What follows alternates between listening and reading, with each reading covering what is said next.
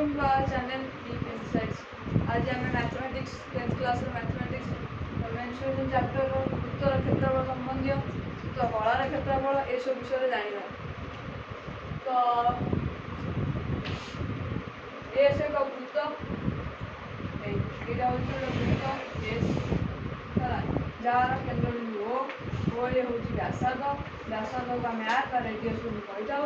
तो एस वृत्तर ओ ये हूँ व्यासार्ध आर दत्त थे व्यासार्ध दत्त थे वृत्तर क्षेत्रफल is equal to pi r square pi into व्यासार्ध होल स्क्वायर हूँ वृत्तर क्षेत्रफल।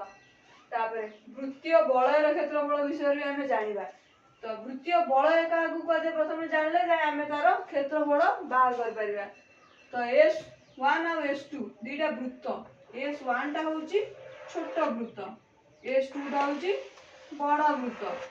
तो ये दुईटा भितर जो डिफरेंस रहा है यहाँ हूँ जोटा रोचे या कहते वृत्तीय बलय तार क्षेत्रफल भी आम जाना।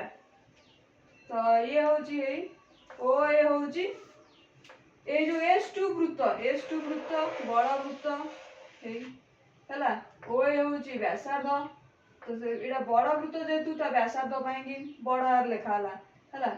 तो S2 हूँ छोट वृत्त से छोट वृत्त लिखाला छोट आर गला।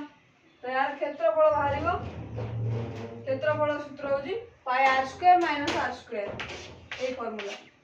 तो पाई आर स्क्वायर हूँ बड़ वृत्तर व्यासार्धर स्क्वायर माइनस छोट वृत्तर व्यासार्धर स्क्वायर बाहर वृत्तीय बलयर क्षेत्रफल। तापर वृत्तीय बलय सरीगला बर्तमान आम वृत्त कलार क्षेत्रफल विषय पढ़ा।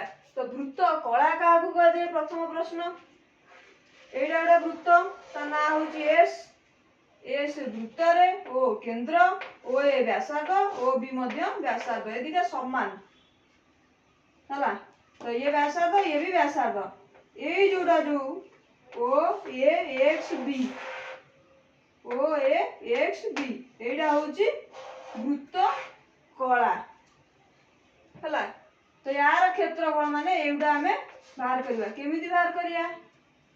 तो वृत्त कलार क्षेत्रफल हूँ हाफ इंटू वृत्तर चाप इंटू व्यासार्ध।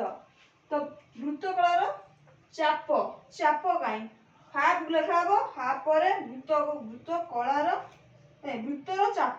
तो वृत्तर चाप हूँ एक्स बी है यहाँ को आम एल बोली कही तो एल द्वारा सूचित कराए यहाँ दत्त अच्छी प्लस आर भी दत्त अच्छी। तो तार क्षेत्रफल सूत्र है हाफ इंटू वृत्तर चाप इंटू व्यासार्ध हूँ आर। तो सूत्रटा है हाफ इंटू वृत्तर चाप इंटू व्यासार्ध ना भी आउट सूत्र भी अच्छी। तो थीटा बाई 360 इंटू वृत्तर क्षेत्रफल वृत्तर क्षेत्रफल कौन pi r square theta by 360 पढ़ी पार इंटू पाई आर स्क्वायर। तो आज ये क्लास थी। Thank you.